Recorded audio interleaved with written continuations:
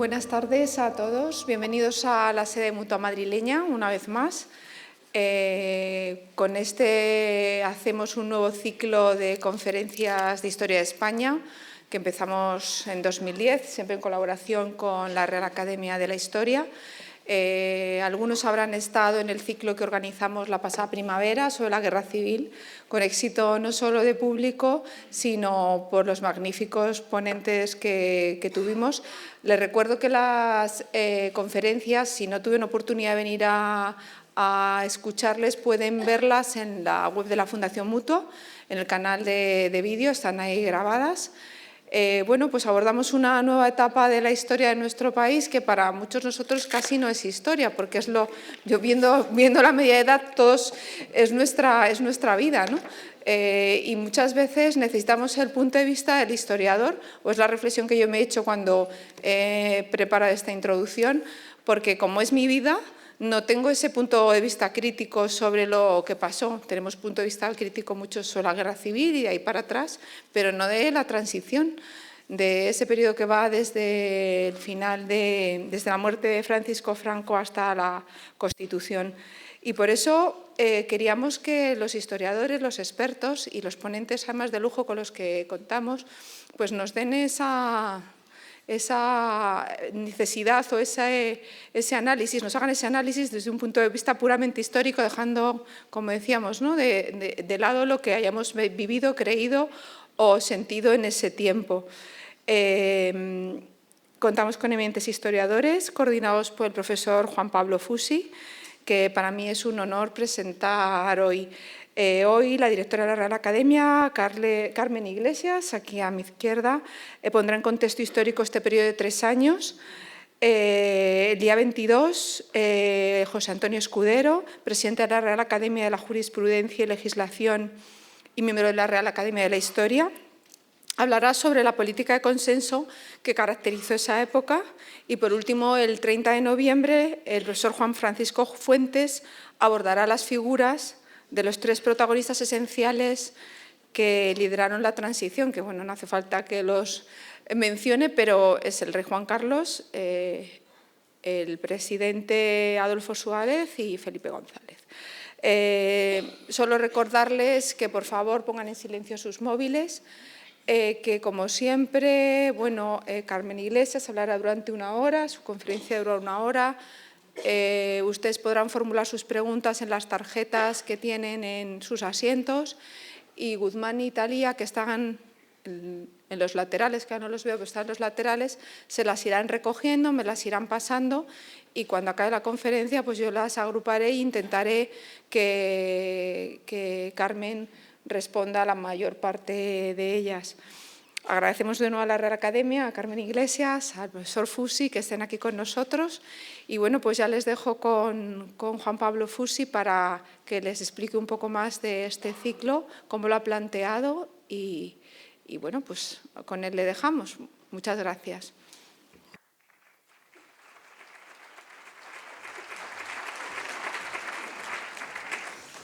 Buenas tardes. Es para mí indudablemente una gran satisfacción que tanto la Fundación Mutua Madrileña como la propia Real Academia de la Historia pues hayan confiado en la hipotética capacidad de coordinación que pueda tener para efectivamente organizar este ciclo de la transición en España de la dictadura a la democracia, que efectivamente, como ha dicho doña Teresa Campos, completa el ciclo anterior sobre la Guerra Civil que se organizó en primavera. Y lo completa por una razón, y así entramos ya casi directamente en materia, porque la transición española, en buena medida podríamos considerarla como una respuesta a toda la crisis española del siglo XX, una crisis de organización del Estado, una crisis de democracia, un problema en su día de enorme atraso económico y subdesarrollo, crisis del siglo XX que, como todos ustedes saben, pues culminó en la Guerra Civil y en la dictadura de Franco. Y, por tanto, el restablecimiento, bajo la monarquía de Juan Carlos, de la democracia en España, del rey Juan Carlos de la democracia en España, decía, puede verse efectivamente como el intento de superación definitiva, y esperemos que así sea, de esos grandísimos problemas que han convulsionado la historia de nuestro país en el siglo XX. Y efectivamente yo creo que es eso lo que enfatiza o subraya la verdadera significación histórica de la transición, como espero que veamos en estas tres conferencias que hoy se inauguran, aunque evidentemente cada conferencia, no hace falta decirlo, tendrá lógicamente entidad propia y distinta y la autonomía que corresponde a cada uno de los conferenciantes. Pero la primera de estas conferencias, que es la que presentamos hoy, hemos pensado, yo y los organizadores hemos pensado, y las conversaciones que hemos tenido, que tenía que ser necesariamente una conferencia de carácter general, una valoración de la transición a la luz de toda la propia historia española. Y tenemos todos, y yo el primero, pues el privilegio de que la pronuncie esta primera conferencia doña Carmen Iglesias, que efectivamente es la directora, como creo que todo el mundo sabe, de la Real Academia de la Historia y que es además académica de número de la Real Academia Española y sin duda una de las personalidades señeras de la vida intelectual española de las últimas décadas, obviamente y evidentemente desde el ámbito de su propia especialidad, que yo diría que es probablemente la más exigente y sutil de las distintas historias sectoriales. Hay historia económica, historia demográfica, historia social, historia política, historia regional, lo que todos ustedes quieran. Doña Carmen Iglesias, el ámbito de su especialización es nada menos que la historia de las ideas, la historia de la filosofía y el pensamiento político modernos. Y por eso que les diga que es quizás la más exigente, sutil, difícil de todas estas especialidades en las que la historiografía ha ido progresando. Formada con don José Antonio Maraval y don Luis Díaz del Corral, Carmen Iglesias ha sabido, primero, y yo creo que ella lo suele repetir mucho y a mí me gusta enfatizarlo también, honrar debida y merecidamente a sus propios maestros, a quienes acabo de mencionar, pero también, y en segundo lugar, imitarlos, continuarlos y prolongarlos, que es también una tarea sumamente difícil en razón de la calidad historiográfica de las dos personalidades a las que me he referido, que he mencionado, los profesores Maraval y Díaz del Corral. Y Carmen Iglesias ha podido completar así una obra propia, cito algunos de los títulos de sus libros: El pensamiento de Montesquieu, Razón, sentimiento y utopía, No siempre la paz, no siempre lo peor es cierto. Citaré también, creo que es absolutamente necesario, las memorables exposiciones y catálogos que sobre Carlos III, Felipe II, el 98, la Ilustración, la propia Real Academia Española y tantos otras ha ido celebrando. Exposiciones y catálogos, las exposiciones, todas ellas fueron de una espectacularidad verdaderamente excepcional.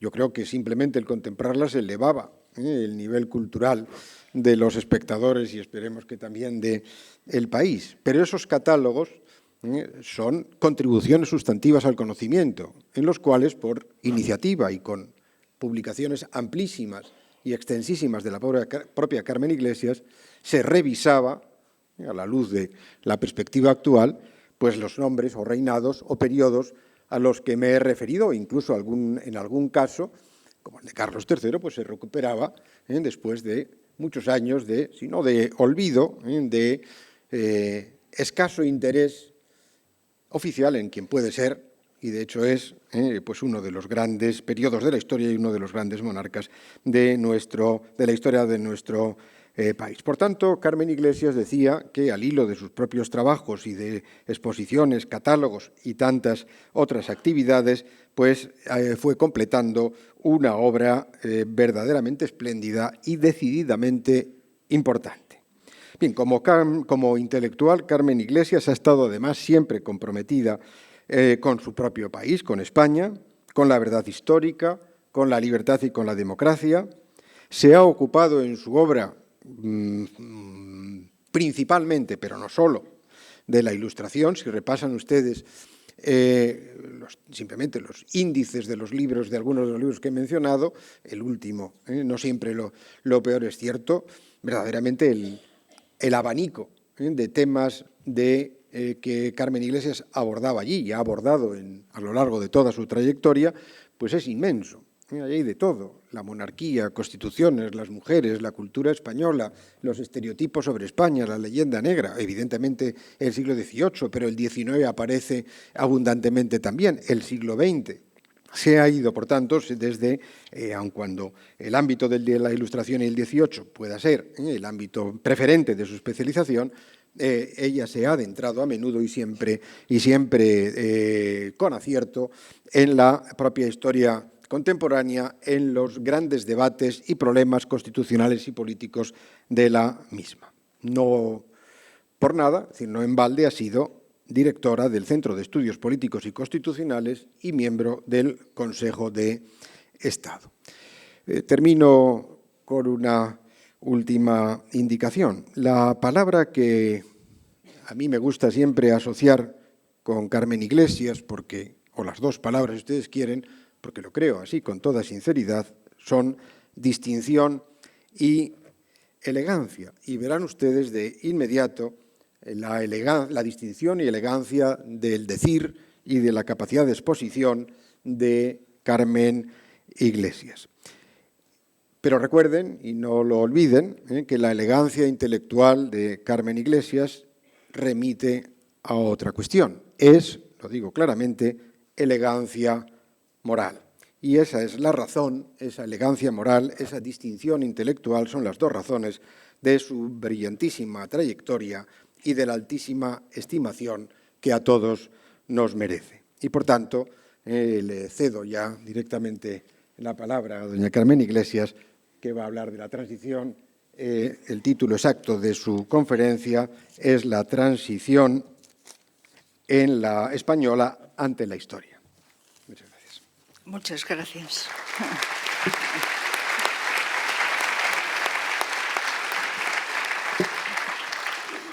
Muchas gracias, querido Juan Pablo, por estas palabras tan generosas. Se nota que somos amigos desde siempre, desde hace muchos años.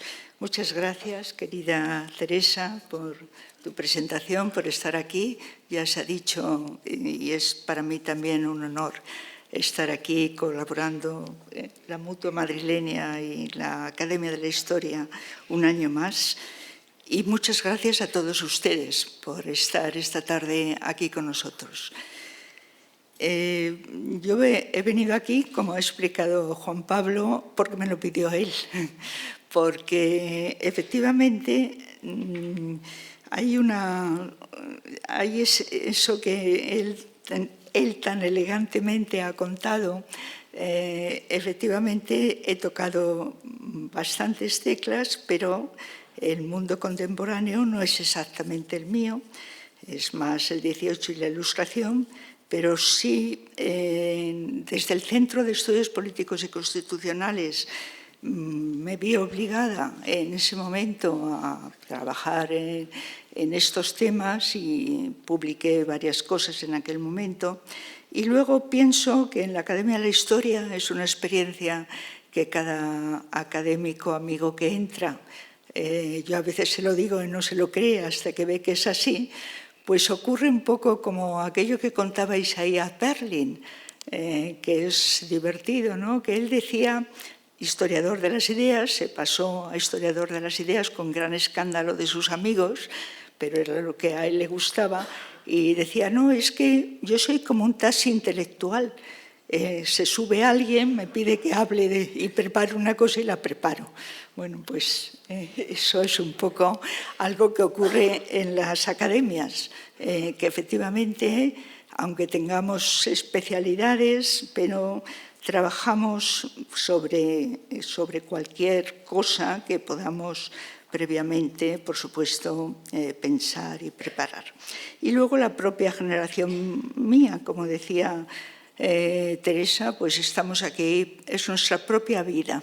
Yo voy a intentar, como historiadora, quizá ante la historia es demasiado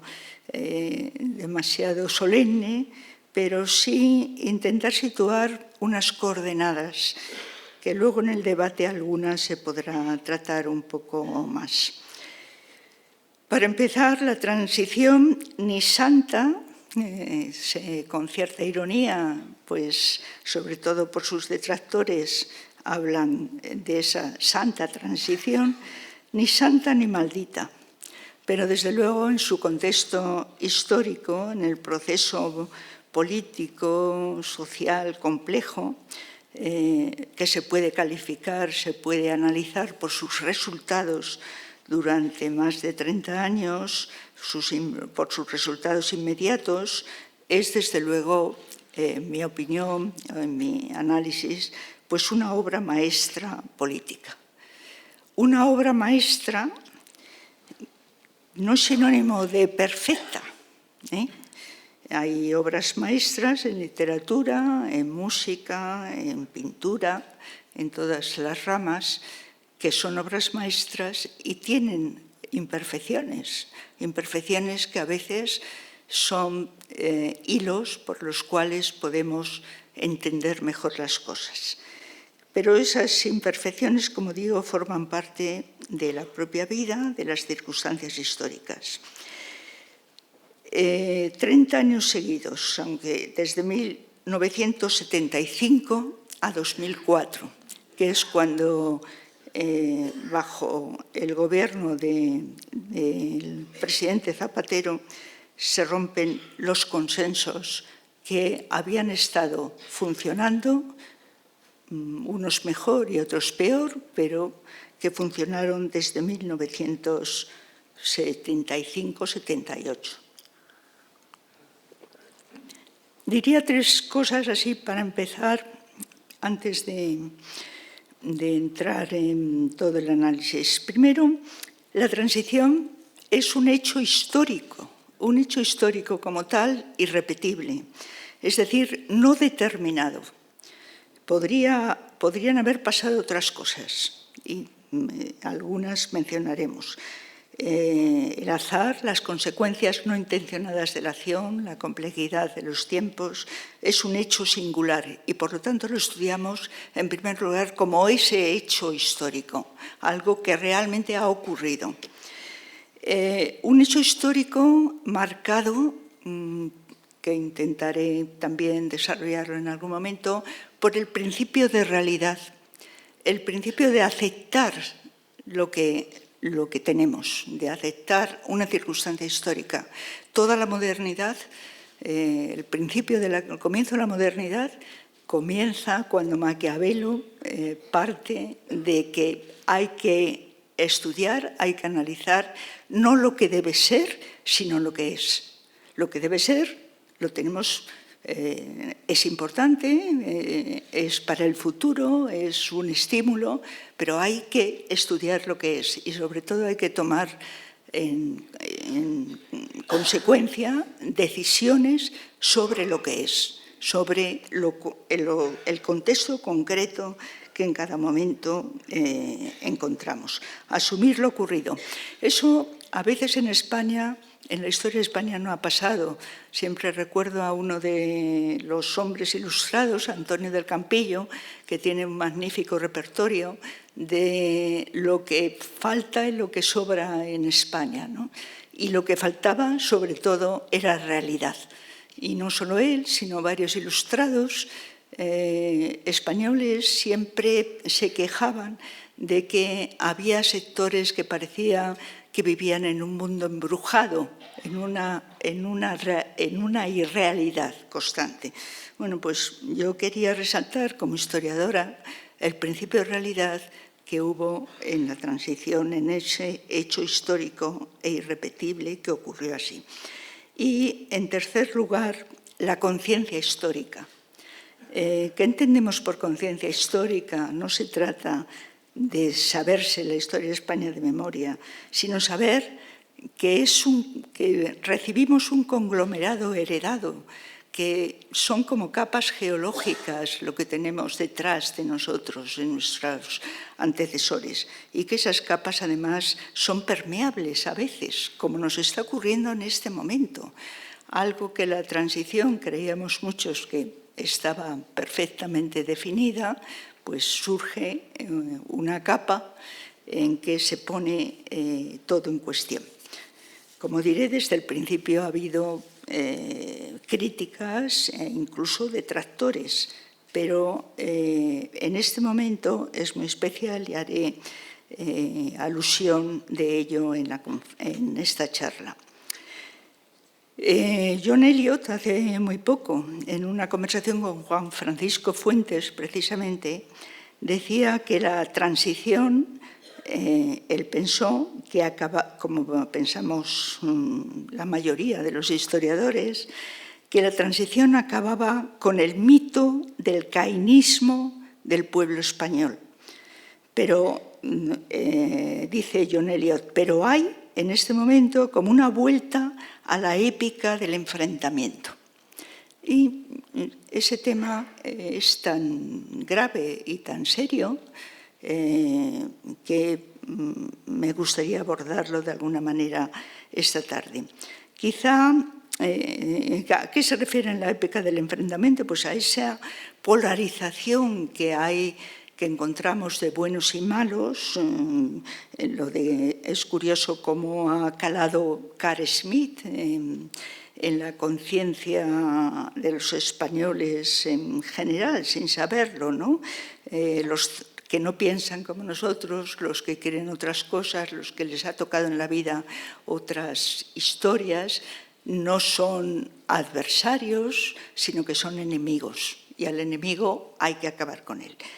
Es decir, yo a veces me parece como una especie de pequeña caza de brujas, el que lo primero que se mira en un personaje pues es si es franquista o antifranquista, cuando las cosas pues felizmente son más complejas que eso.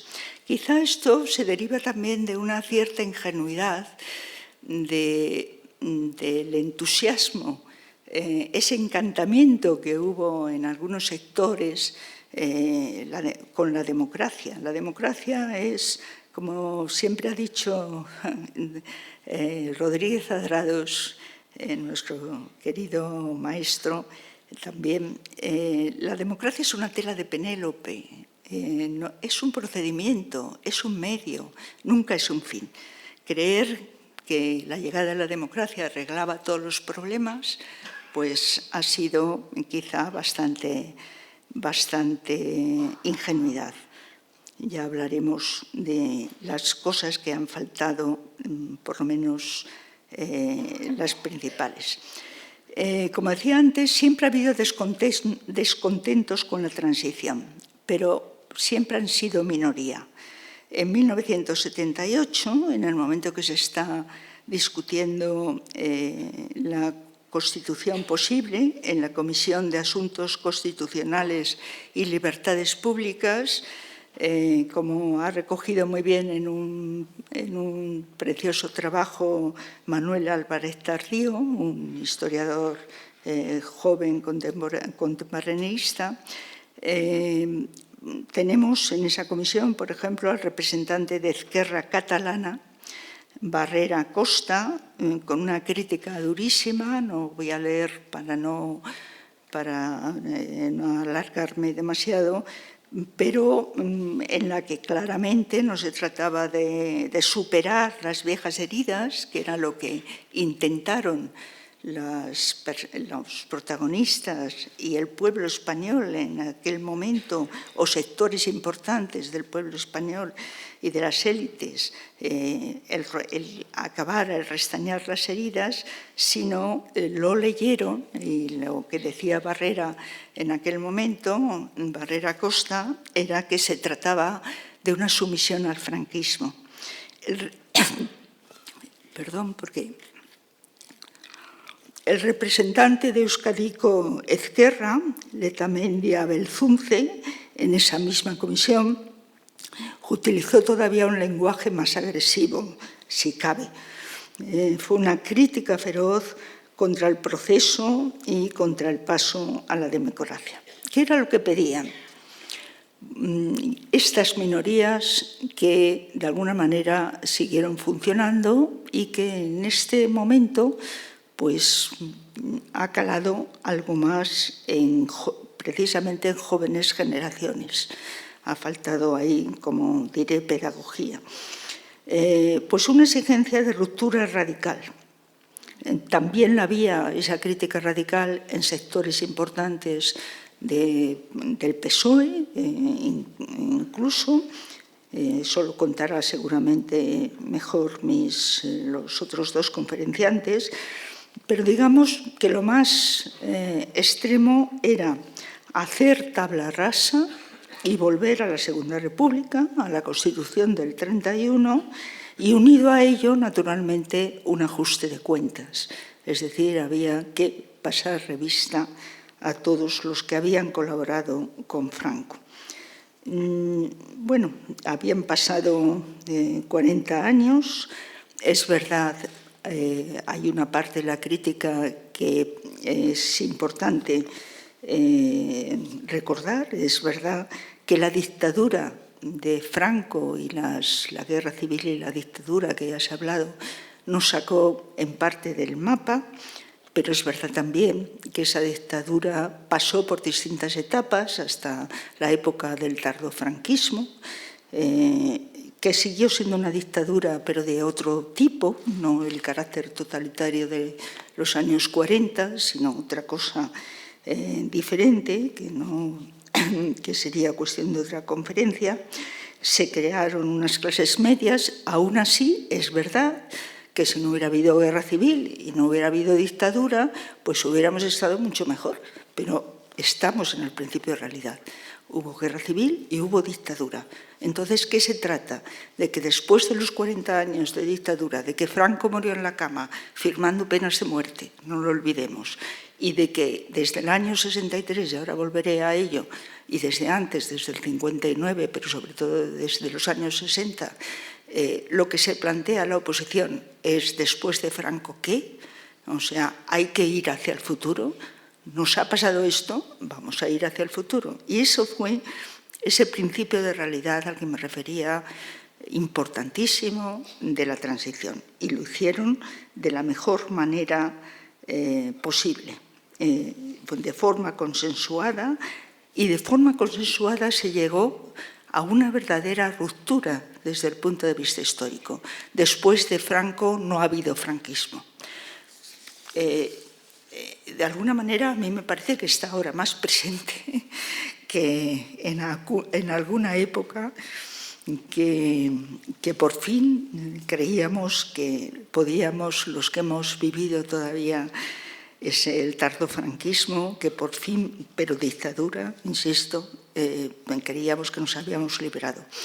Luego, en el comienzo en esa misma etapa de la transición, en el comienzo de la democracia, hubo ese famoso desencanto contado por Juan Pablo Fusi en su magnífico discurso de ingreso en la Academia de la Historia, que les recomiendo a todos ustedes, Espacios de Libertad, la cultura española y la recuperación de la democracia, años 60, 1960, 1990. Y hubo hacia los años 90, precisamente, como un despertar de toda esta radicalidad, como una puesta en cuestión de la transición y de aspectos de la propia democracia. Ahí están algunos de los mayores, digamos, que ahora figuran en nuevos partidos, pues escribían en esos años 90 también con gran rechazo y descalificación de lo que había sido la transición. El verdadero problema de la democracia, como también ha escrito Juan Pablo Fusi en sus magníficos estudios y valientes sobre el nacionalismo, el verdadero problema de la democracia que hemos tenido ha sido el cáncer de ETA. es decir, la deslegitimación constante de la democracia por un grupo terrorista que realmente, de alguna manera, alteraba la percepción de no solamente cometía asesinatos, sino que también, incluso ahora que está vencido indudablemente por la democracia, no hemos caído en la violencia, ese cainismo que tanto se ha interiorizado por algunos historiadores y por los españoles, pues está claro que no caímos en ese cainismo y costó mucho esa lucha contra ETA, pero, sin embargo, su percepción de alguna forma ha quedado ahí. Ha producido una cierta metástasis de ideas, quizá. En fin, volveré sobre ello. Y luego ha habido una pusilanimidad de los años de democracia del propio Estado. Hay un libro que se llama El Estado sin territorio, escrito hace 4 o 5 años, más o menos, por Francisco Sosa Wagner y Mercedes Fuerte, en donde se analizan segmentos concretos de nuestro país donde el Estado no ha estado presente. El Estado central se ha fragmentado en decisiones autonómicas que realmente han contribuido a una cierta desvertebración del país. En historia no hay nada definitivo, es decir, hay que llegar a un umbral ya a un límite exagerado para que no podamos retrotraer. Esa es algo que me gustaría insistir, dado que lo que sí a algunos historiadores siempre nos preocupa es la facilidad con que los españoles interiorizamos nuestras cosas negativas. Ese narcisismo de la diferencia de la que hablaban mis maestros y ese cainismo del que hablaba John Eliot. Bien, las rupturas, por lo tanto, esa crítica ha estado siempre y ahora está, aunque volveremos a ello, en algunos sectores de la juventud nacida en los años 70. Ha faltado pedagogía, ha faltado historia en los colegios, ha faltado educación cívica, explicar nuestra transición. Hay estudios comparados, además, absolutamente brillantes, lúcidos y analizados. Antes mencioné a Álvarez Tardío, que es de una edad intermedia, más joven que fue discípulo mío, o sea que es de una generación intermedia, donde ha estudiado muy bien las transiciones y el modelo en que se convirtió la transición española.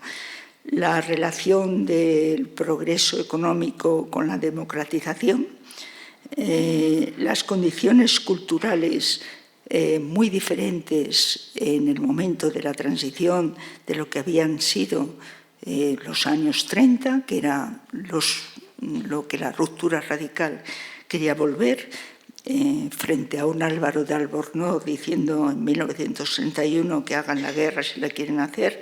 Ahora es una cultura de consenso, y aquí de nuevo tengo que mencionar el libro el discurso de Juan Pablo Fusi, de Espacios de Libertad. El futuro ya empezaba antes, el análisis es de 1960 y ese famoso después de Franco, que al darse cuenta, después de lo que se llamó el contubernio de Múnich, que recordarán muchos de ustedes, efectivamente las fuerzas sociológicas, la situación del país no permitía más que esperar y preparar ese futuro que había comenzado culturalmente mucho antes. Hubo también en la transición una importante, algunos le llaman ingeniería constitucional, de la ley a la ley de la reforma política, ahora haré alguna alusión. Fue muy importante, como verán también en las siguientes conferencias, las creencias y las acciones de las élites políticas, de los socialistas en la izquierda, del Partido Socialista, del Partido Comunista. Es realmente ejemplar en muchas de las cosas que hicieron para poder llegar al consenso. Y añadiría, yo siempre también, pues parte la opinión pública. Del 75 al 77 fueron años de una gran incertidumbre, fueron años que podía pasar otras cosas, que podía haber sido de otra manera, y realmente las manifestaciones con terrorismo a la derecha y a la izquierda, y realmente el lanzarse a la calle en las manifestaciones, el estar luchando por la amnistía, no hay que olvidarlo. Así pues, como aspectos globales significativos, yo mencionaría, primero, frente a los intentos continuistas ligados a ligeras reformas de la élite franquista, el gobierno de Arias Navarro, el rey y estas élites políticas dirigen con inteligencia una política de equilibrios complicados, hasta nombrar, como saben, eso lo verán mejor, el 1 de julio del 76, Adolfo Suárez, que ya se ha dicho, es otra de las personas clave para la plena democracia. Hoy, en general, estadista respetado y bien querido por muchos, pero ahí quedan para la historia el acoso brutal que sufrió en cada momento en política cuando dejó de ser presidente. Decía momentos más delicados de julio de 1976 a abril de 1977. En noviembre del 76 se da el paso esencial de la aprobación por las Cortes, todavía franquistas totalmente, de la Ley de Reforma Política. Una ley fundamental precisamente para una ruptura política, para la elección de otras Cortes de sesgo ya diferentes. Tengo aquí referencias, he elegido además un historiador que no es sospechoso, donde explica cómo confluyeron muchos factores políticos, sociales e históricos, ya fallecido. La ley es ratificada por el pueblo español en el referéndum de 15 de diciembre de 1976, pese a la campaña de abstención activa de las fuerzas democráticas, de algunos sectores de las fuerzas democráticas de la oposición y del abierto voto en contra de los sectores reaccionarios. Es decir, había en la opinión pública un fuerte deseo de que las cosas se reformaran por una vía que no nos llevase a lo que esperaban muchos en el extranjero, que era una nueva guerra civil, era el duelo a garrotazos otra vez. En tercer lugar, tras el reconocimiento legal del Partido Comunista, en donde tanto Adolfo Suárez como Santiago Carrillo estuvieron a la altura de unas circunstancias históricas irrepetibles que hay que recordar siempre, se llevan a cabo una serie de medidas reformistas. Se da la primera gran amnistía y se convocan las primeras elecciones democráticas para el 15 de junio de 1977. Después de una campaña electoral espectacular, en la que aquí estamos todos efectivamente recordando esa primera vez para varias generaciones en que se planteaba la posibilidad de votar entre un amplio abanico de partidos políticos de todo signo, resultaron unas Cortes, que eran Cortes constituyentes, con un espectro político que sustancialmente se ha mantenido durante casi 30 años. Un centro político o sea, la mayoría que constituía el núcleo fundamental. De los más de 20, les recuerdo, de los más de 20 partidos políticos que se presentaron a las elecciones en aquel momento, solo obtenían escaño en el Congreso de los Diputados 9, en función de la ley electoral, que había sido precisamente adoptada para evitar la fragmentación y dispersión que había hecho imposible la gobernabilidad en 1931. Y de esos 9, como he sabido, los representativos del centro, a la derecha y a la izquierda, eran claramente mayoritarios respecto a los restantes.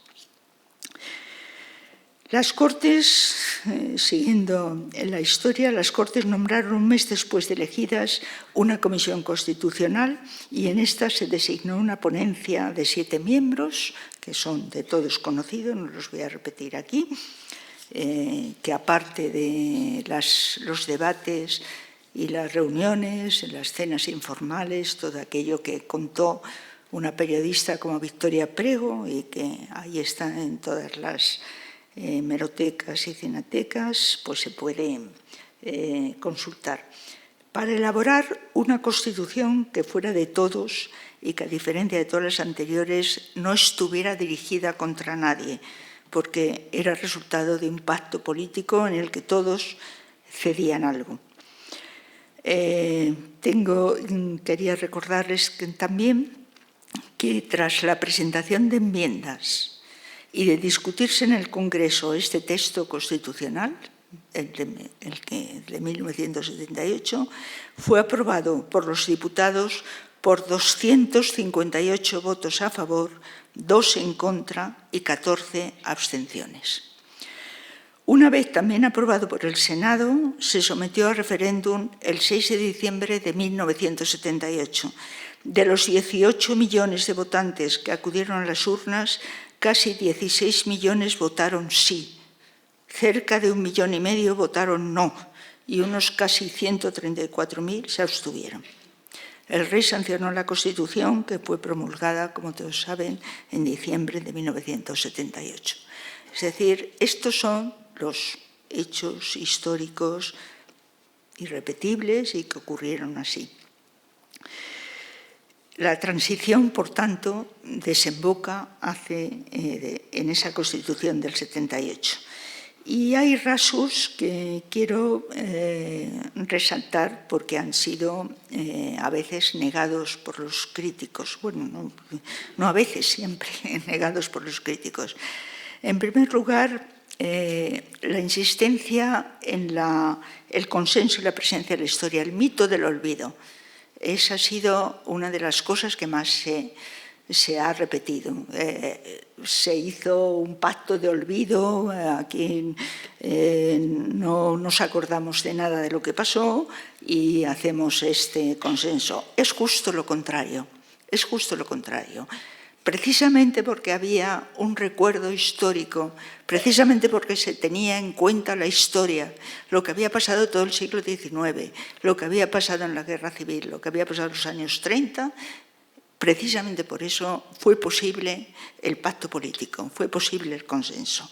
Estuvo constantemente en medio y además en las propias intervenciones de lo que llamamos los padres constitucionales está una y otra vez repetido. Y era además el sentimiento, por eso he mencionado las cifras que aprobaron el proyecto en la Constitución, era además algo que se sentía latir en la mayoría de los españoles. No había que volver a repetir, habían pasado 40 años, eran otras generaciones, no había que volver a repetir los errores del pasado. Así que la historia real estuvo todo el tiempo profundamente en este pacto constitucional y se puede ver en las actas del debate, ese mito falaz del olvido. Ahí me gustaría quizá hacer una reflexión, en buena parte aludiendo a algunos de los maestros como Paul Ricoeur y otros pensadores, del juego complejo de la especie humana en la memoria y el olvido, de la necesidad de la recuperación de la memoria como primer paso a la libertad, pero también de la necesidad de pasar al olvido para que se cree una herencia social y cultural, como decía Umberto Eco, para no caer en la locura. No se puede recordar todo ni olvidarlo todo. Somos responsables de esa herencia social y cultural y de su transmisión al futuro. Y somos responsables, añadiría por mi parte, de que no se pierda el único tipo de memoria imprescindible, citando a Bruckner, el que puede mantener vivo el origen del derecho. Es decir, esta Constitución, estos hechos históricos son el origen del Estado de Derecho en el que vivimos. Ahí hace falta una pedagogía de la democracia que es quizá lo que ha faltado. Así pues, los constituyentes y el pueblo español, perdonen esa generalidad de pueblo español, pero por lo menos una gran mayoría del pueblo español, como lo dan las propias cifras, optaron por el futuro, porque tenían muy presente lo que había sido el pasado. Optaron por cerrar la espiral de violencia, la escalada de venganzas y revanchas que puede no tener fin, para poder convivir en adelante en libertad y en igualdad. Había pasado, como decía, bastantes años, habían nacido nuevas generaciones, se apostó por el futuro. Siempre me gusta mencionar en este tema a Agnes Heller, discípula de Hannah Arendt, Agnes Heller, discípula de Arendt, que se han referido con gran profundidad a este problema de qué es lo que decimos en este momento es un punto cero y empezamos, o intentamos cumplir con toda justicia todo lo al pasado. Bueno, los historiadores, como decía uno de mis maestros, don José Antonio Maraval, no somos jueces de Josaphat, solamente intentamos contar lo que ha pasado, cómo ha pasado, para poder comprender el contexto y el punto en el que están los seres humanos cuando tienen que tomar una decisión. Los agraviados, por un lado, y por otro, la necesidad también de un punto cero para poder seguir adelante. El problema es una contextualidad de los conflictos. Cuando se habla del Holocausto, como hablan Agnes Heller y como habla Arendt, o como los magníficos documentales que también les recomiendo, porque es una reflexión sobre la especie humana, sobre la Shoah, los magníficos documentales de Claude Lanzmann, siempre hay ese punto. Había uno de los protagonistas, de los presidentes de la comunidad judía, que decía: se nos puede condenar, pero no juzgar. Es decir, es contar ese momento de tensión, de dificultad, de tener que elegir lo menos malo. La contextualidad de los conflictos, por lo tanto, es fundamental.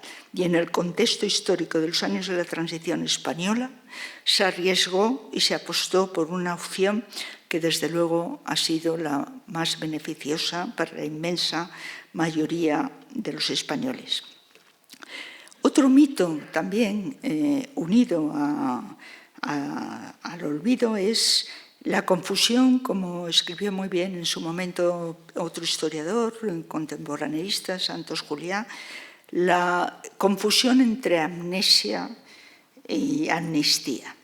Los dos términos heredados de los antiguos griegos, que fueron los inventores de la democracia y que habían, en esas polis pugnaces en las que vivían, habían llegado a un sistema no escrito, a un procedimiento no escrito para decidir en qué momento separaban la espiral de la violencia. Se llegaba al perdón y a la piedad. Pues bien, en España, en ese momento de la transición, Julia utilizaba muy bien la diferencia que hay en nuestra propia lengua tan rica, ¿no?, entre echar al olvido y caer en el olvido.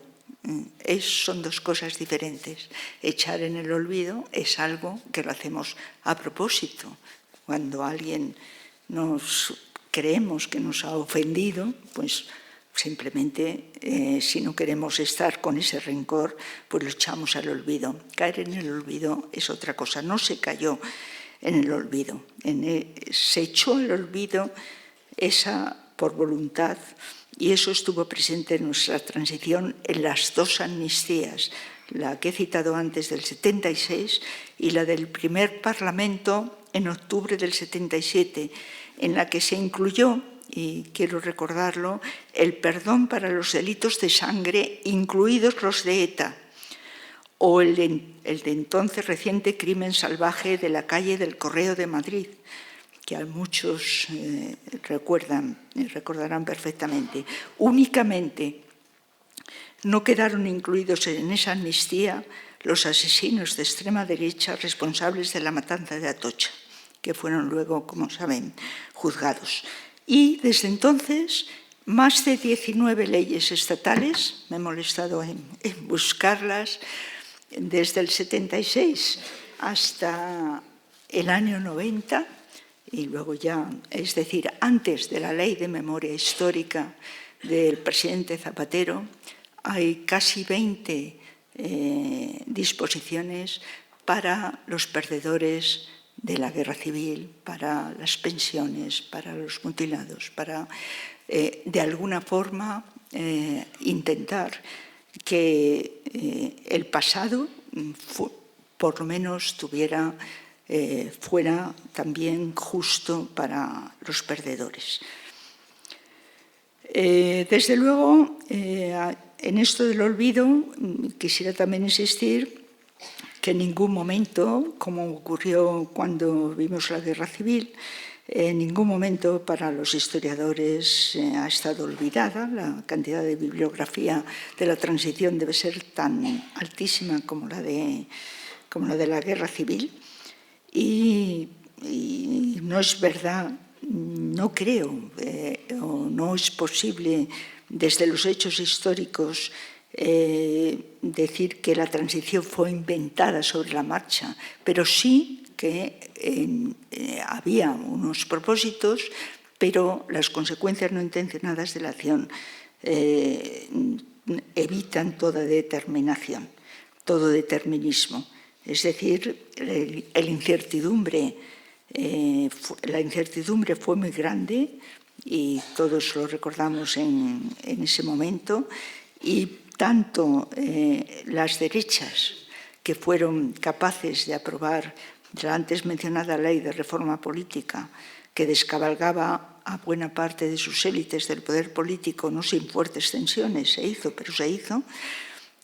como las izquierdas, especialmente el Partido Socialista y el Partido Comunista, como decía antes, renunciaron a alguna de sus enseñas clásicas, como el republicanismo, y supieron llegar a un acuerdo constitucional. Es decir, nada que ver con los años 30. También un punto que habría que mencionar es, al hablar de estos temas, es la no inevitabilidad de la historia, que decía don Julián Marías, ¿no? Don Julián Marías, que defendió siempre en ese precioso libro que prologó Juan Pablo Fusi también, la guerra civil como pudo ocurrir. Ocurrió por una serie de pasos que podían haber sido evitables. Pues bien, de forma similar, también la historia en la transición permaneció incierta y abierta durante mucho tiempo. Los caminos nunca son seguros ni rectos, siempre pudo ocurrir de otra manera. Pero, sin embargo, se hizo frente a obstáculos importantes que podían haber dirigido de otra manera la transición. La importante crisis económica, que estuvo a punto de ser un factor que podía echar abajo el proyecto democrático, pues se solventó con los pactos de la Moncloa. Hasta el terrorismo brutal de la extrema derecha y de la extrema izquierda, que antes he mencionado, y a ETA, de alguna forma se pudo sobrepasar, se pudo seguir adelante sin involución militar o golpismo, que no se materializó, que ese era un peligro real en aquella época y que se materializó en el 81, como saben, en 1981, y que fue decididamente enfrentado por el rey. En resumen, lo irracional irrumpe en la historia una y otra vez, con más frecuencia de lo que desearíamos, y situaciones que nos parecen que desde el punto de vista racional no van a pasar, en la historia pasan, porque las variables no pueden ser, nadie podía pensar que iba a haber la crisis que ha habido, o muy pocos lo podían de alguna manera prever, y sin embargo ahí está. Y por último, un tema importante fue el que en ese momento de la transición no hubo vacío de poder, que sí lo hubo en el 31, en los años 30.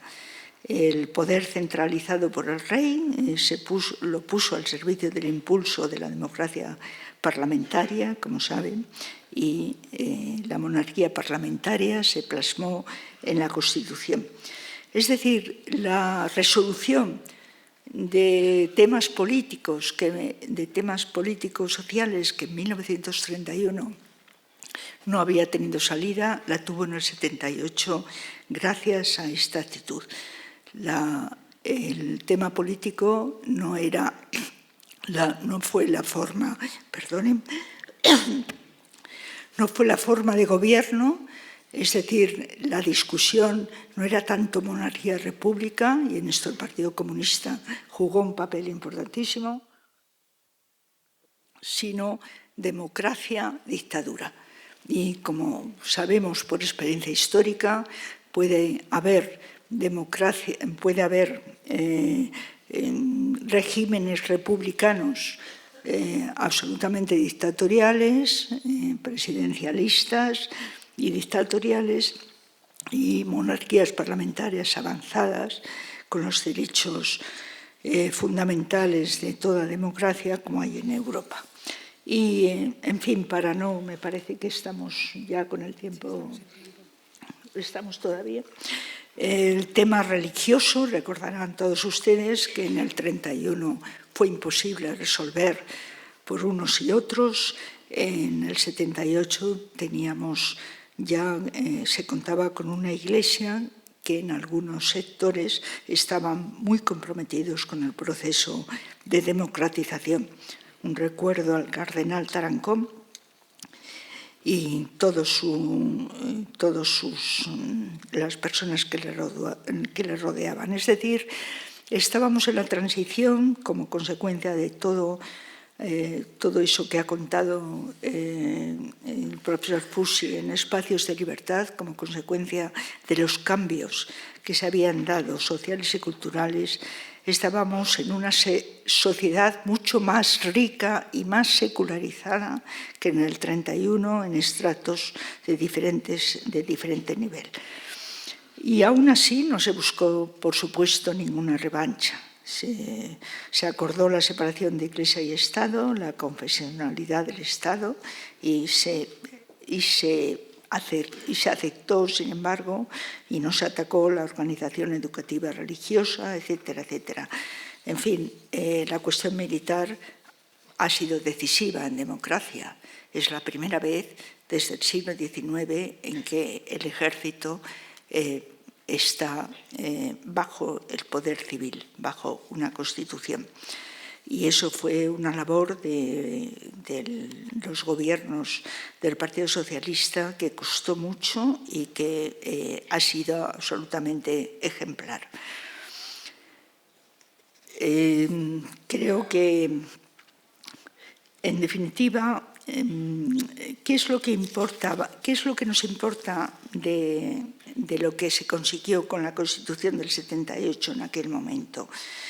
Pues el que ha sido un régimen moderado, como diría Montesquieu, el que ha sido una articulación entre poder y libertad. Recuerden ustedes el principio ilustrado siempre, que fundaron el principio fundamental de la nación, del patriotismo, que decían siempre que patria no era tanto el lugar de nacimiento, sino poder vivir en libertad bajo las leyes. Límites, reglas de juego. Y en definitiva iba a comentar que la pregunta fundamental, como señaló Popper, sobre el poder no era tanto quién debe gobernar o cuál es la mejor forma de gobierno en abstracto, algo que se utiliza mucho en la actualidad, sino lo importante es, como decía Karl Popper, y en estos días con el triunfo de Trump ha salido mucho a la luz, cómo diseñar nuestras instituciones a fin de poder evitar o minimizar los daños que gobernantes incompetentes o deshonestos pueden causar. Ya Churchill había dicho que la democracia es el peor de los regímenes posibles si exceptuamos a todos los demás. Es decir,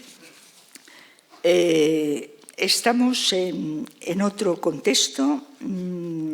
Estoy refiriéndome a, digamos, a lo más positivo, a algo pero hay una parte, el otro gran tema, junto con la monarquía parlamentaria que conformó el arco de bóveda de nuestro Estado democrático, es que me piden que subas. No se me oye, sí. El otro gran tema, decía, es el Estado de las autonomías. Bueno, el Estado de las autonomías, el problema territorial fue un fracaso en el 31 y se pensó en el 78 que quedaba resuelto. Algo discutible. Pérez Llorca, el ponente constitucional que en palabras de Francisco Tomás y Valiente más brillantemente defendió la soberanía y unidad del pueblo español, Pérez Llorca se hacía esta misma pregunta ya en 2003, balance o liquidación. Es decir, la preocupación que siempre ha habido por el problema, por el Estado de las autonomías, que ha tenido una parte positiva, clarísima, visible en los años antes de la crisis, visible con solo viajar por las comunidades, comprobar el desarrollo, el cuidado del patrimonio artístico y medioambiental, la participación ciudadana en asuntos de la comunidad, etcétera, aunque queda pendiente siempre la descentralización a veces de la comunidad a los ayuntamientos, pero es indudable que durante momentos delicados, al principio de la democracia, contribuyó a una pacificación general, a una mayor integración, como decía entonces Pérez Llorca, y a una cierta, lo que creíamos que era una cierta vertebración territorial, que en este momento está, como todos sabemos, muy puesta en cuestión y que es algo que tendremos que de alguna forma afrontar, igual que se está afrontando el problema de la corrupción.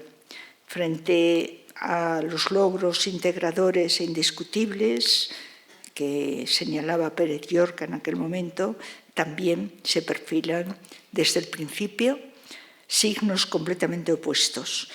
En primer lugar, las fuerzas políticas nacionalistas mantienen permanentemente altísima la tensión, como el País Vasco y luego Cataluña, y fulminan cualquier medida centralista integradora. Los símbolos comunes que fueron pactados sin reserva ni dificultad alguna han sido crecientemente ignorados.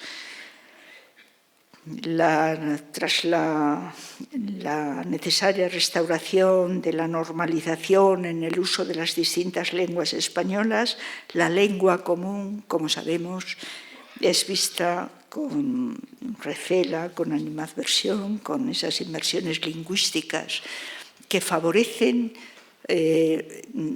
o mejor dicho, que perjudican a los más desfavorecidos. El no conocer bien la lengua común, que hablan 500 millones de habitantes, perjudica a los más pobres, que se convertirán en una mano de obra barata cuando no tienen otras salidas. En fin, ha habido unas políticas nacionalistas, como sabemos, de radicalización extrema, sobre todo en este momento de crisis. En su momento hubo el intento, recuerdan ustedes, de Ibarretxe, que se fue cortado y fue de alguna forma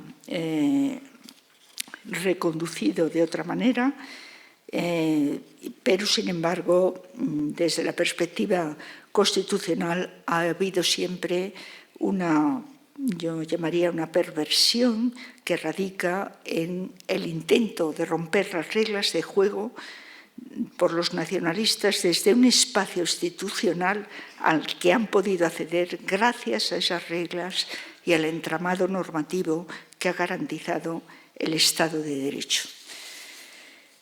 En fin, solo quiero, ya para terminar, una última cuestión, la del sentido de los principios democráticos, lo importante que es defender esa cuestión de fondo. Democracia, como enseñaron los griegos, es lo contrario de demagogia, del todo vale, del populismo. Y es necesario que funcione una serie de procedimientos y de reglas. El valor del individuo, el valor de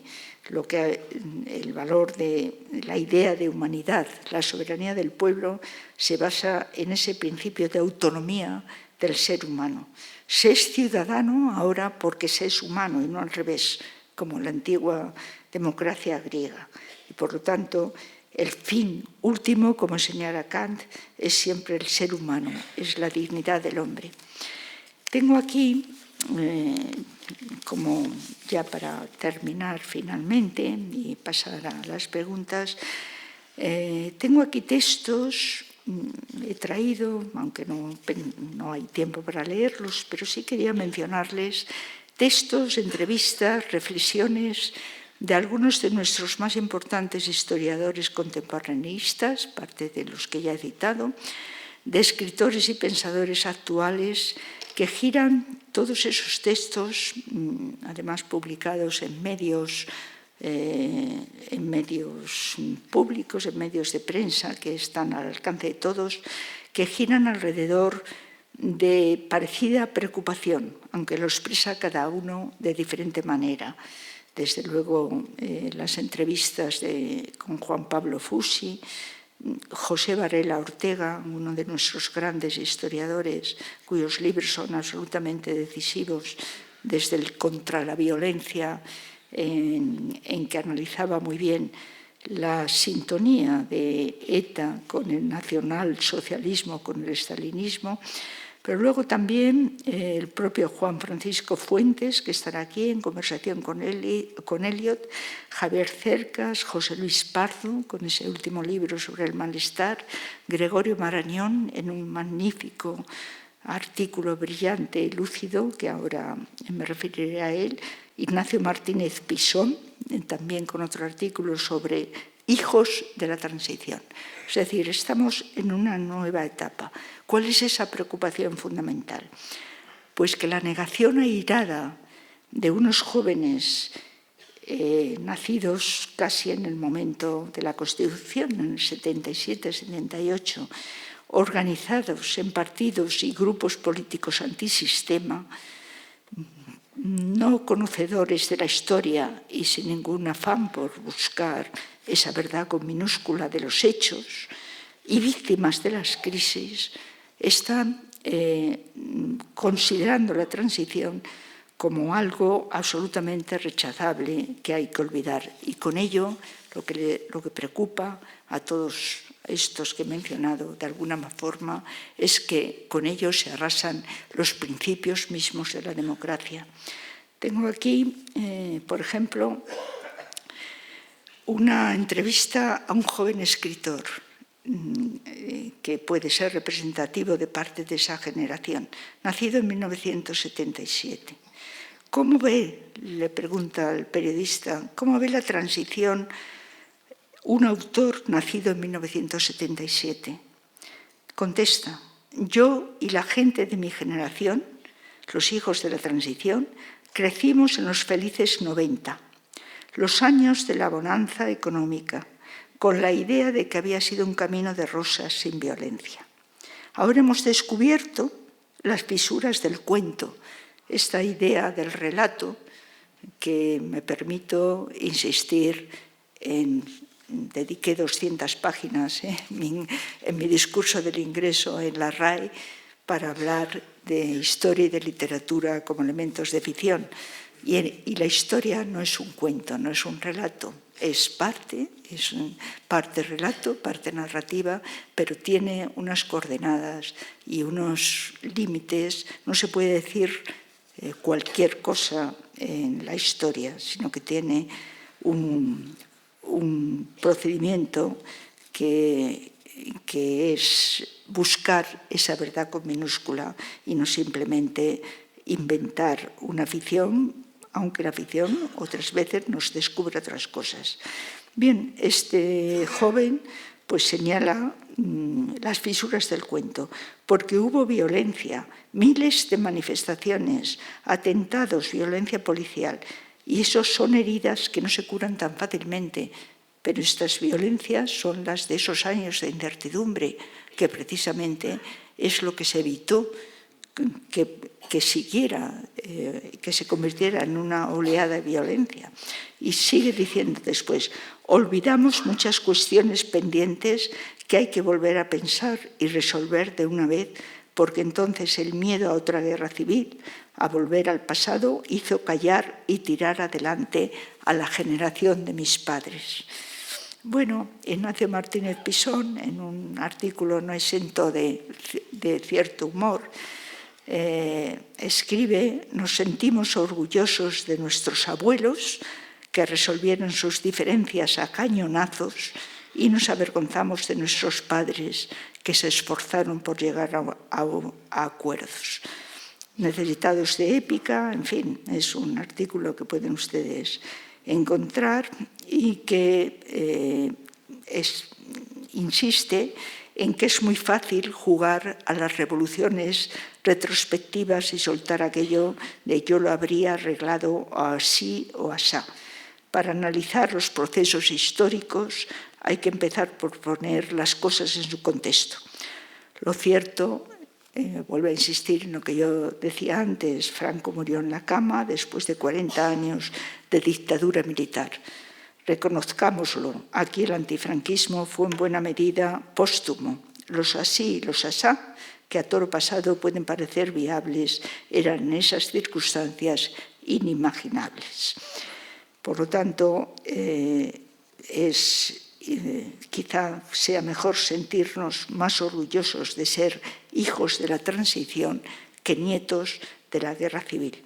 Y en un artículo muy brillante que he conocido hace poco de Gregorio Marañón, pero que ya lo escribió en 2010, insiste en ello recogiendo la defensa, o vamos, más que la defensa, lo que dice Javier Cercas sobre la transición. Ese excelente escritor, que no es historiador, pero que le preocupa mucho lo que él llama lo peligroso de este asunto. Y lo peligroso, con sus palabras, dice, es que no estamos hablando simplemente del pasado, sino de la relación del presente con el pasado, es decir, del fundamento histórico de nuestro sistema democrático, ese fundamento histórico que ha sido esa transición.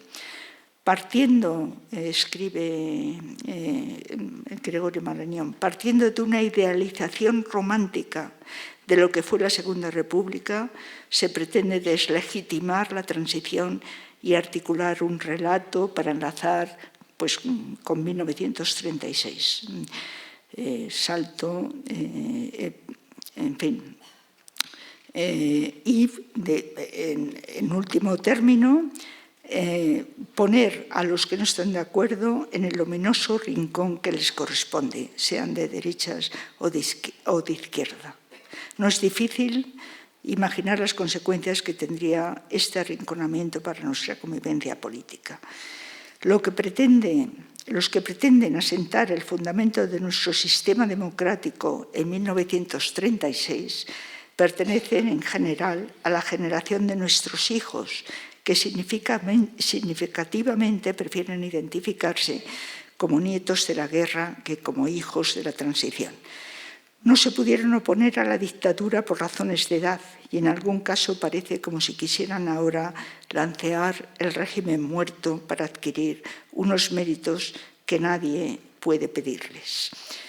Cita Gregorio muy oportunamente a Azaña, a don Manuel Azaña, en esa lucidez, esa indiscutible autoridad que tuvo para juzgar la España de 1936, en la que él había sido protagonista, cuando decía cómo se odiaban antes de la guerra los dos bandos españoles, cómo estarán los ánimos después de los horrores padecidos, etc. Es decir, de la transición, de ahí la transición, escribe Marañón, que no es como se pretende un pacto del olvido, lo que hemos estado viendo, sino un pacto hecho desde el recuerdo de aquella realidad. Ni una sola de las libertades que afirmaba la Constitución de 1931 está ausente de la de 1978. Incluso sirvió de modelo y contramodelo, de modelo en lo bueno y de contramodelo, como sabe, no sé si está uno de los padres fundadores, que no le veo, pero sé que pensaba venir Enrique Mújica, ¿no? De modelo y de contramodelo. Y dice, para acabar, que no se nos argumente con los horrores del franquismo a quienes siempre lo hemos condenado y combatido, pues la cuestión es otra. No se trata de dilucidar si unos fueron peores que otros, que lo fueron, sino si las raíces de nuestro sistema democrático se encuentran en la España de 1936, en la que el odio conducía al exterminio, o en la España de la transición, que lleva más de 30 años conviviendo en paz y libertad, a pesar de su carácter imperfecto, a pesar de ese Estado sin territorio del que hablaba, que analizaba y que mencionaba antes a Francisco Sosa. Y esta insobornable verdad es el título del artículo, que bien percibe la inmensa mayoría de los españoles, debería llevarnos a responder definitivamente con firmeza que la legitimidad de nuestra democracia se arraiga y se fundamenta históricamente en las Cortes Constituyentes que aprobaron la Constitución de 1978. Desde la superioridad moral de la libertad se cumplió por fin el testamento de Azaña, pues se hizo la paz, hubo piedad y se perdonó. Mejor, pues, ser hijos de la transición que nietos de la guerra civil. Muchas gracias.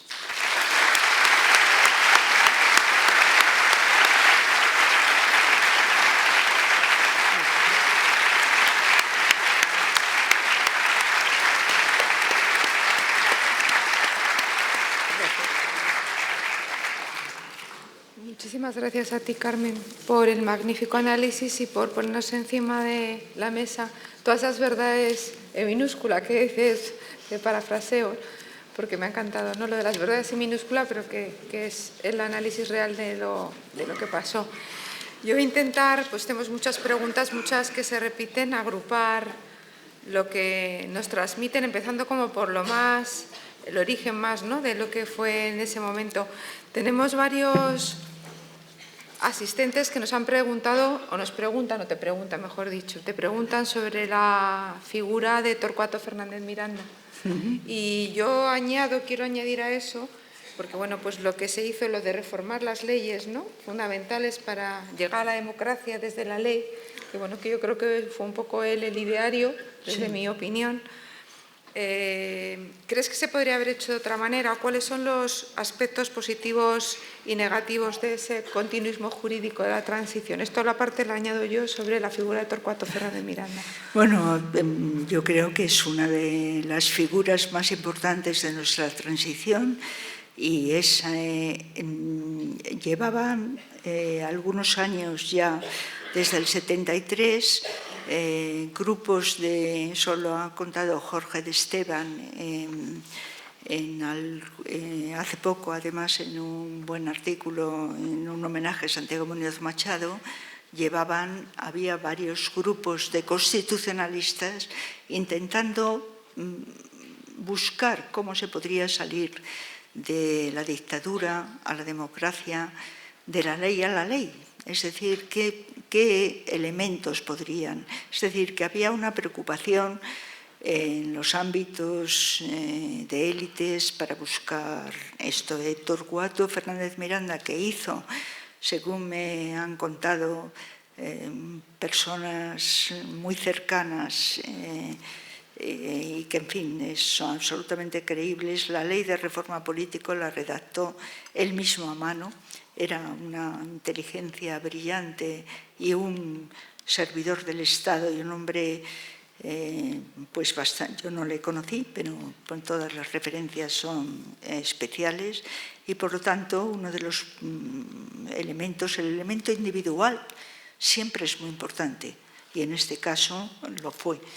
¿Y cómo podía haber sido de no haber sido así? Eso es hacer historia contrafactual, en la cual yo no creo. Yo siempre digo que soy historiadora y no futuróloga. El hecho es que se hizo así y salió bien. El que aquellas cortes se hicieran un harakiri, que posiblemente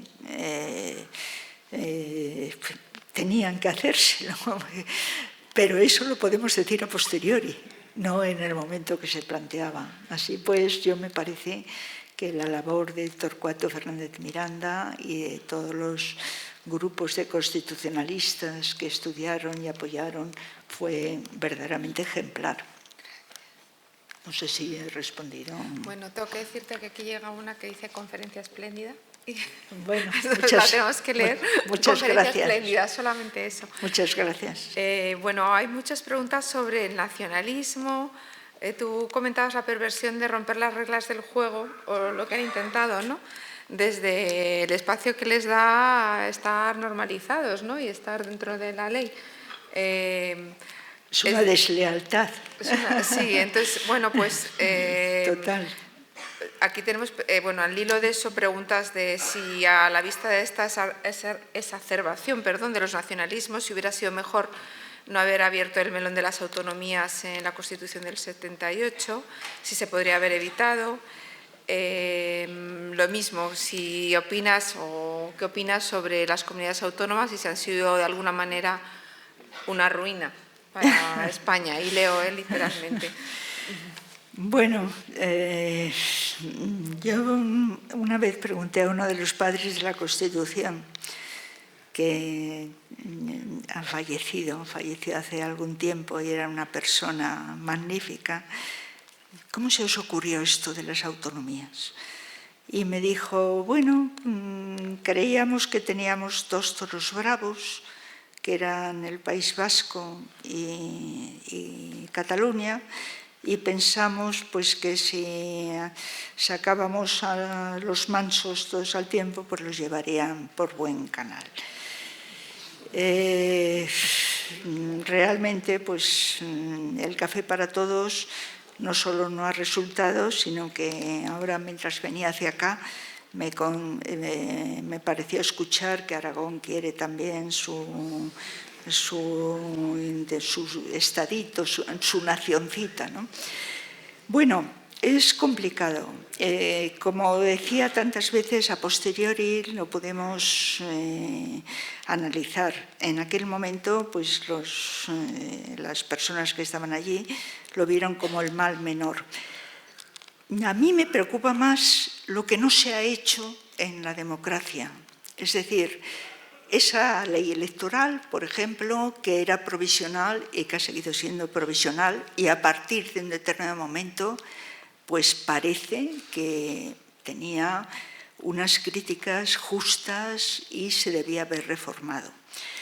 Los intentos, yo, soy testigo de algunas cosas que, en fin, nunca escribiré las memorias, así que no quiero tampoco ahora.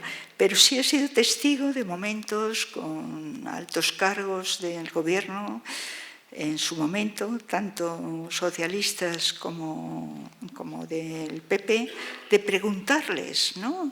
Pero, ¿cómo hacéis esto? ¿O cómo no hacéis lo otro? No, este melón no se puede abrir, esto se tiene que hacer así. Es decir, a mí me parece que ha habido una pusilanimidad del Estado y de los gobiernos. En unas cosas se ha funcionado y en otras no. Insisto en que a posteriori es fácil decirlo.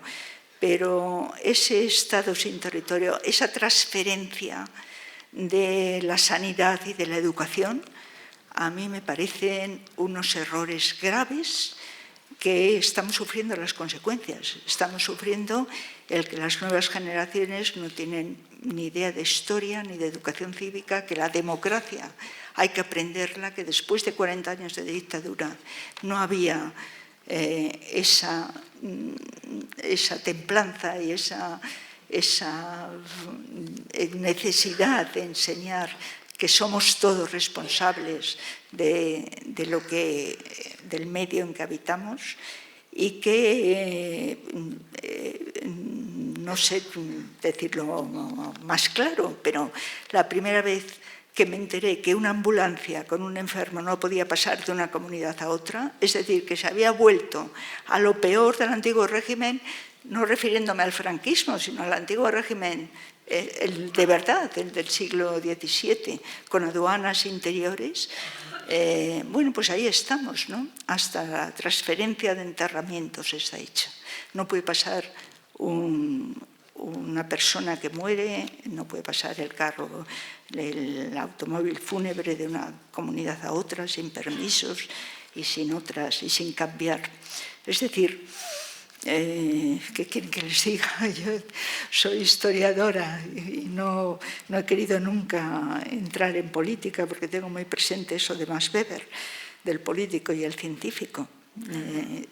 Los políticos pues tienen que entrar en aquello que contaba también Isaiah Berlin, del conflicto de obligaciones, es decir, de que a veces se tienen que elegir lo menos malo. Y yo no quería encontrarme nunca en esas situaciones. Y por lo tanto, pues tampoco me atrevo a eso que decía de condenar o de juzgar. Pero es evidente que hemos llegado a un momento en que algo habrá que hacer. Algo habrá que hacer para que no se nos disgregue el país y el Estado de Derecho, sobre todo, y el fundamento histórico que hemos logrado hacer. Bueno, hay muchas preguntas que yo las formulo porque hay interés sobre la Ley de Memoria Histórica, que creo que corresponde a una etapa anterior a la que nos referimos, bueno, de alguna manera... Posterior. Muy bueno, posterior, por eso, a 2004, a partir de 2004. Se basa, pues que tenemos quien pregunta qué le parece esta ley y también... quien se pregunta en qué se basa para afirmar que en 2004 el presidente Zapatero abandonó el consenso que se instauró en la transición. Yo creo que está todo de alguna manera, ¿no? Relacionado. Está relacionado. Bueno, yo me atengo a los hechos. La Ley de Memoria Histórica, tal como está formulada en aquel contexto, histórico, pues ha levantado de nuevo los odios y los resentimientos. El Estatuto catalán estaba parado, se reactivó. La posición de ETA pues, también cambió en aquel momento. Es decir, ha habido otro contexto a partir de 2004, a partir desde luego del 11M, y de las medidas que en aquel momento se tomaron. La ley de memoria histórica, primero, la memoria histórica no existe, existe la memoria individual. Y eso es mejor que lo traten los historiadores. Juan Pablo Fusi lo tiene en sus libros bien detallado, lo que es la conciencia histórica, que los políticos. Los políticos buscan otros fines, que no es simplemente pues, esa verdad con minúscula. Es decir, insistía en ello porque una cosa es que no haya verdad absoluta, que no la hay, y otra es que no se pueda estar en la búsqueda de esas pequeñas evidencias, ¿no? Y evidentemente, pues a partir de 2004, con el atentado del 11M y las medidas que después se tomaron, la brecha entre españoles pues ha agrietado. Es lo que decíamos antes al principio, ¿no? Ya el adversario no está el adversario, es el enemigo. Yo pediría, vamos a ver, lo que habría por lo menos es que volver, pues como en la época del siglo XVI-XVII, por lo menos a la tolerancia negativa. Vamos a dejar que vivan los otros, aunque no piensen como nosotros, aunque estén equivocados. O sea, por lo menos eso, porque realmente ahora es una condena radical, es un rechazo radical, que es lo preocupante, y es por eso he leído eso, aparte de esos artículos, ¿no? Lo que se pone en cuestión es la relación, como dice el escritor Cercas, la relación no es una cosa del pasado, sino la relación del pasado con el presente y el fundamento histórico de nuestro Estado de Derecho. Muy bien, pues eso daba respuesta a otras preguntas que teníamos sobre que se pretendía echar en el olvido la transición y su obra, y yo creo que ya están perfectamente respondidas. Bueno, aquí hay una individual sobre el papel de un libro que yo no conozco, de Jorge Esteban, Desarrollo Político y Constitucional en la transición, pues que te piden tu opinión sobre el papel que juega esta publicación. Pues ya he mencionado el artículo de Jorge de Esteban, lo que dice. Yo no he estudiado este tema en profundidad, me parece importante que hubiera, y parece que hubo, varios grupos de constitucionalistas que estudiaban el tema, y efectivamente el libro fue importante en su momento, según incluso recuerdo, ¿no?